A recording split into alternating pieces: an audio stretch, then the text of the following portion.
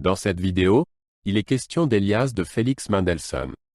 Je t'explique l'essentiel sur l'œuvre et sur le compositeur. Felix Mendelssohn était un compositeur allemand de l'époque romantique, connu pour ses oratorios, ses symphonies et sa musique de chambre. L'oratorio « Elias » a été créé en 1846 et est l'une de ses œuvres les plus importantes. Il raconte l'histoire biblique du prophète Elias, Élie, présent dans l'Ancien Testament.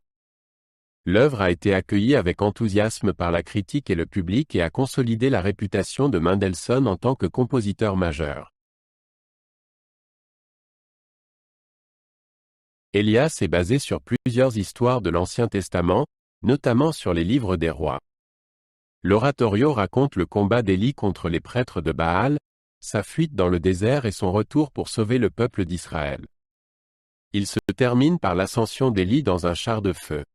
L'action est représentée par un chœur et plusieurs solistes. L'oratorio se compose de deux parties, chacune divisée en plusieurs scènes. La première partie est consacrée au combat d'Élie contre les prêtres de Baal et à son appel à la repentance. La deuxième partie se concentre sur la poursuite d'Élie, sa fuite dans le désert et son retour triomphal.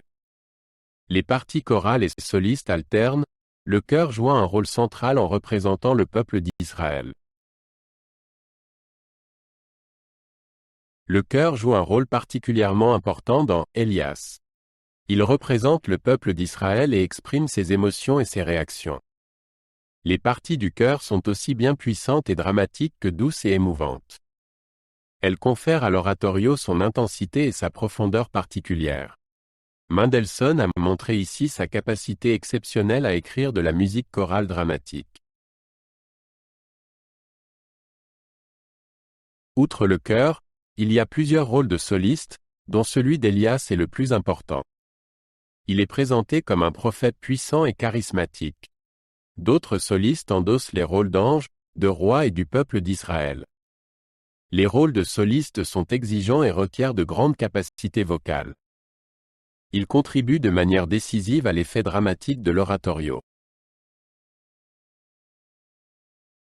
Elias se caractérise par une structure musicale claire et une caractérisation précise des personnages.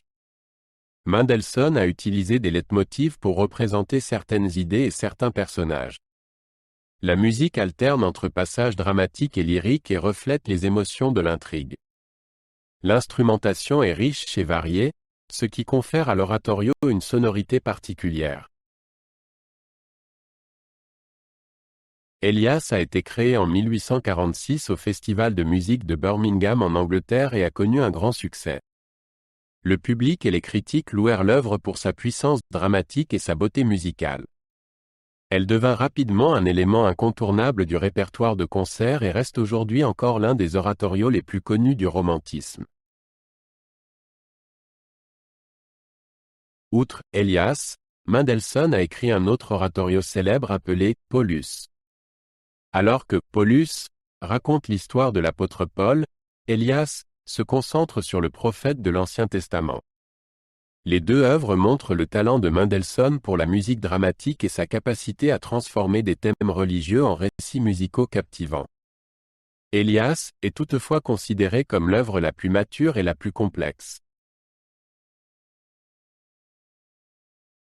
Felix Mendelssohn a laissé un riche héritage musical, comprenant des symphonies, des concertos, de la musique de chambre et des oratorios. Elias reste une œuvre majeure de la musique romantique et un point culminant de sa création. Elle illustre la capacité magistrale de Mendelssohn à transposer des histoires bibliques en musique dramatique. Aujourd'hui encore, cet oratorio continue d'inspirer les musiciens et le public.